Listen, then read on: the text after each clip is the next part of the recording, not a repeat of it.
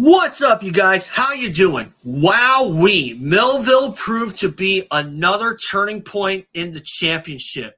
I'm going to get to that in a little bit. I'm going to discuss the 250 class first. But guys, remember, subscribe. I got my channel remonetized on December 1st, 2023, and I've kept it ever since. And I want to be able to keep it. And first of all, guys, I also just want to say thank you for subscribing to me if you think I'm worth listening to. I've broken 11,000 subscribers, and now I'd like to make it to 11.5 and perhaps even 12.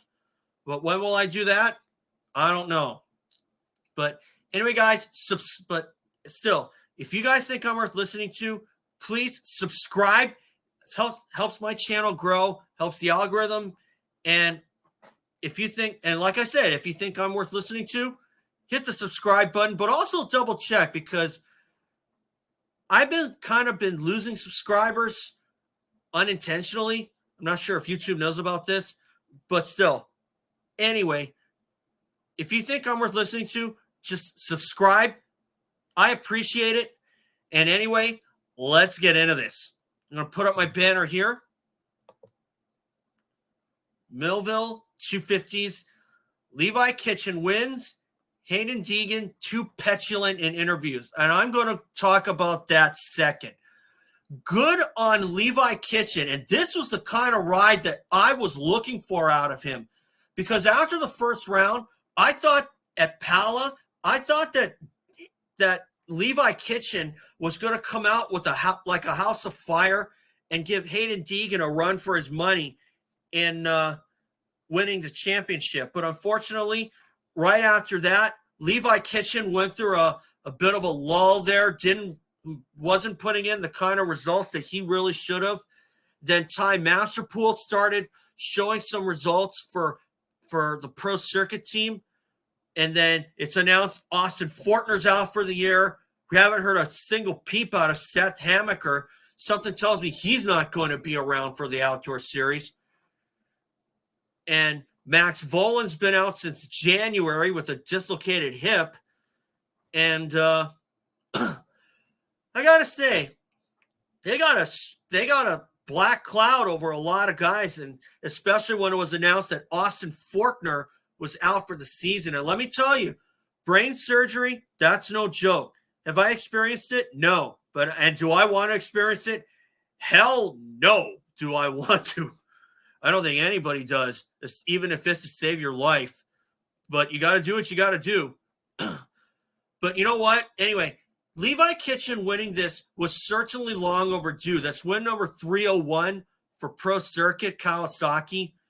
And for Levi to come through, and of course, obviously, he did have some luck with Haiden Deegan going down like just before the end of the first lap or something like that, or early on after the first or second lap. But still, either way, for Levi Kitchen to come through and withstand some serious heat from guys like Tom Vialle and even Haiden Deegan himself, that's a big statement for sure, along with Joe Shimoda.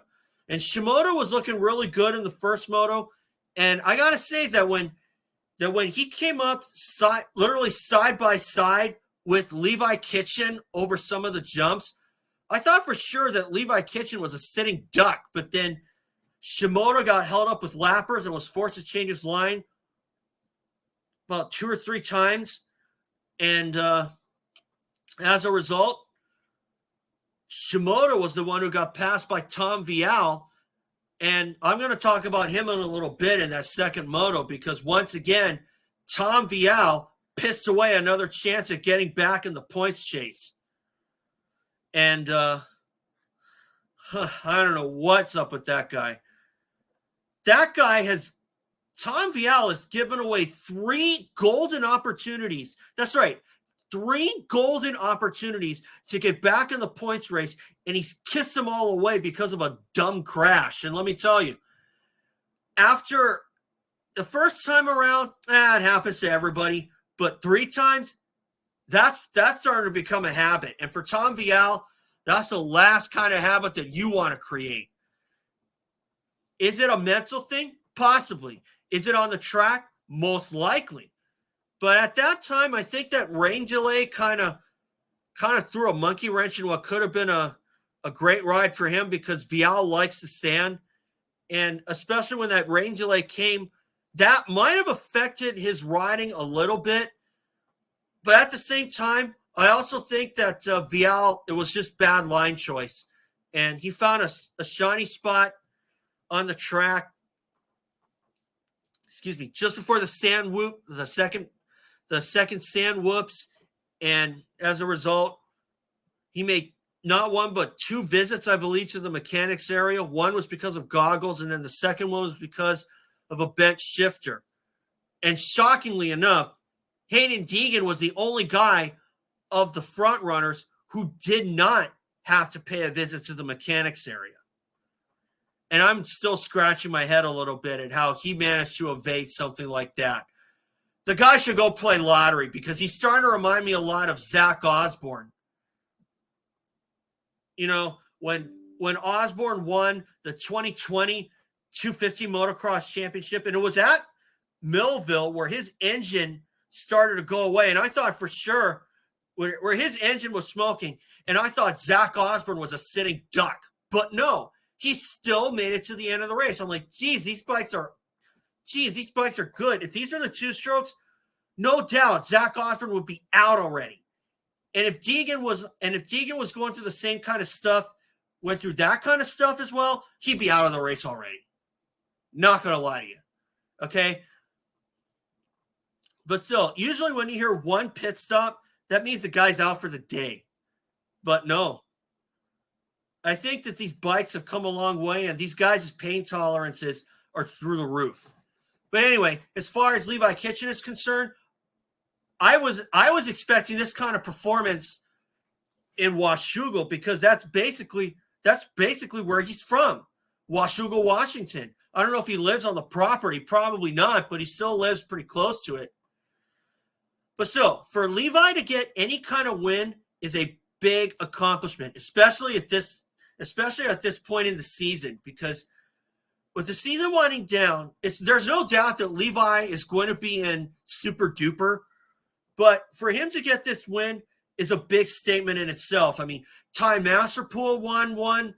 He won Mount Morris. He even won the first moto at the last round at Redbud. But after that, I thought that Levi was kind of disappearing from the radar, and he was just pretty much going to ride out the season. But nope. But that's what a good start will do to you.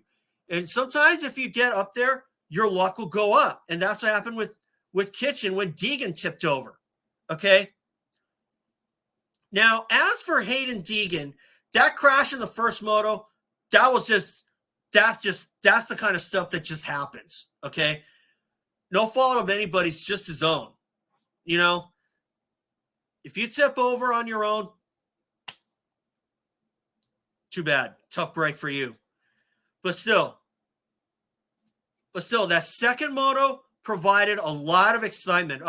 After that first turn pileup that claimed Shimoda, Masterpool, Deegan, and Pierce Brown, and a lot of and quite a few other guys, and Chance Hymas managed to escape that.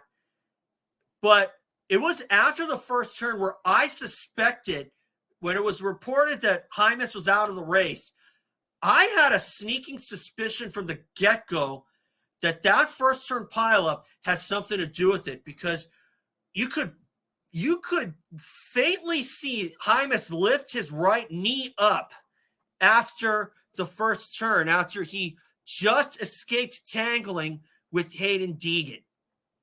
And then it was reported that Hymas was out, and that was too bad for him, because now the report is he's got a knee injury, an ACL. And that I don't know if that's the same ACL that he hurt last year that requires surgery, but I think that knee injury last year was solid proof why Hymas should not have pulled out of Supercross and get ready for motocross, which I thought was the dumbest move all around. And I've already talked about that in a prior video. I think I talked about that in the last one with Redbud. But still, now for Tom Vialle I don't know what to say about you anymore. You had a golden opportunity to get back in the points race again, and then somehow you found a way to throw it away. I mean, really, are you thinking too much, or are you just kind of hit with a bad luck spell, or you just don't know how to take advantage of this or that? You know, this reminds me a lot of when Chad Reed had a chance to get back in the points race in 2010 Supercross, and instead he was one position behind James Stewart in the main event after Stewart had that terrifying midair collision with Kyle Partridge in the heat race and almost walked on that. And the same thing, and a similar thing happened in 2002 in the 125 class at the time when Stewart's engine blew up and Chad Reed had a chance to blow the points wide open. Then he popped out a shoulder after he bobbled in a rut. That's the kind of things that can happen. If it's one, that was one time. If it's one time, okay, that kind of stuff happens. But 3 times? Oh, no. That's a habit, bro. That's a habit you do not want to be causing. That's a habit you do not want to be doing, I should say. So, really, if I'm Tom Vialle right now, I'm going to go see somebody about it because, but then again, I don't think that rain delay had anything to do with Vialle's crash, because really, he may have found a slick spot or a shiny spot in those sand rollers and he didn't even see it.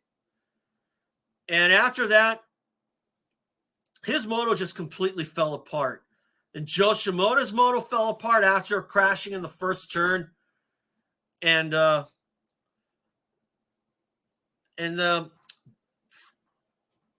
Levi Kitchen was able to take advantage of it and win. But still, before I get to Haiden Deegan, I want to give a personal shout out to Casey Cochran. Oh my God. That was the kind of ride that I'm sure that the Husqvarna people were looking for. And one thing's for sure, they ain't going to read him the ride out like like KTM's probably doing to Tom Vialle right now. Especially since that was 3 times that Vialle gave away a chance to get back in the points race. But as for Casey Cochran, his side of hopes were out the window after the first round. Not going to lie to you. But still, second place in that second moto, 3rd overall for the day. Good on you, man. I was looking for that kind of ride from you. And that's the kind of ride that I'm sure that Cochran himself was looking for. Because you need to learn that pace. And when he's up there a lot more, that's only the start of something big. And if Cochran hits the podium or even wins a moto in the next race at Washougal, I will not be surprised one bit. Because that's what that rides like that can do to you. Your confidence just completely skyrockets. And that's the one thing that can establish you as a title contender. I mean, Eli Tomac got 3rd at San Francisco, or I should say Los Angeles, in 2011, and he was a title contender after that. So I think the same thing's going to happen with Casey Cochran, because that was only the start of something big. And now for Haiden Deegan, hence why I have this in my banner. Too petulant in his second place interview. I got to tell you, Deegan, that wasn't cool that you blamed Chance Hymas for what happened.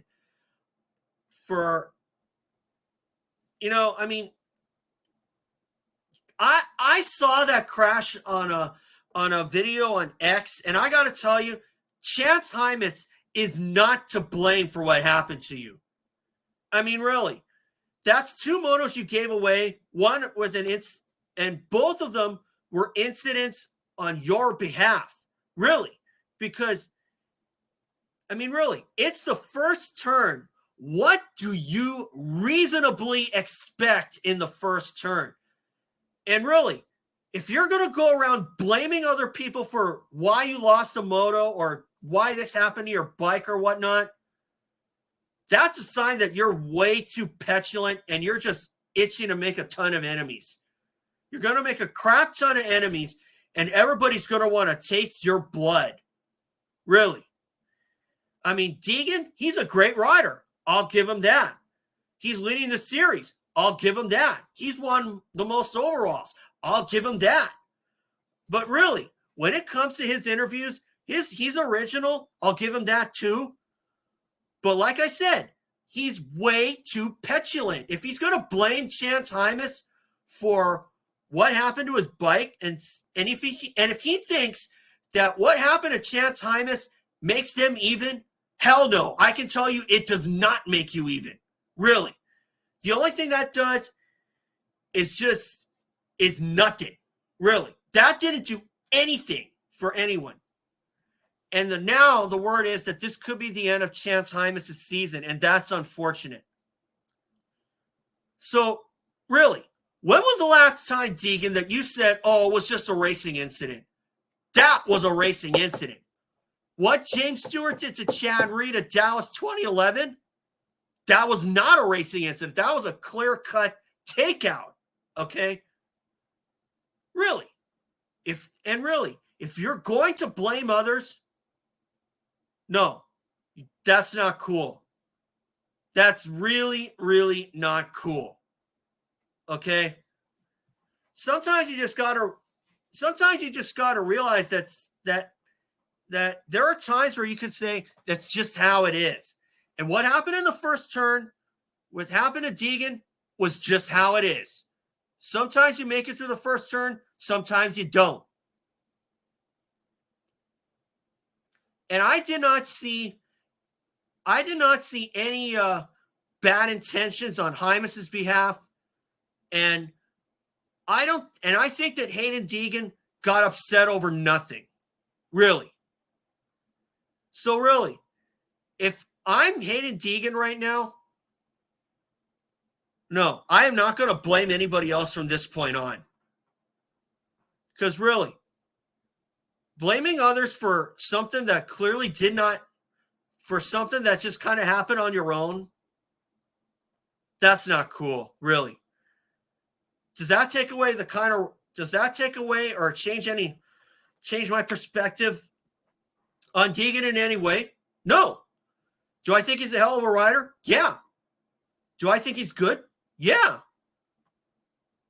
But do I think he's petulant in this case? Hell yes. Because that wasn't professional and that was not cool. Really. You need to be way more professional than just blaming others for what happened to your bike. And that's where I'll leave it. So anyway, guys, thanks for watching. And remember, subscribe if you think I'm worth listening to. And I'll see you guys in my 450 video later this week.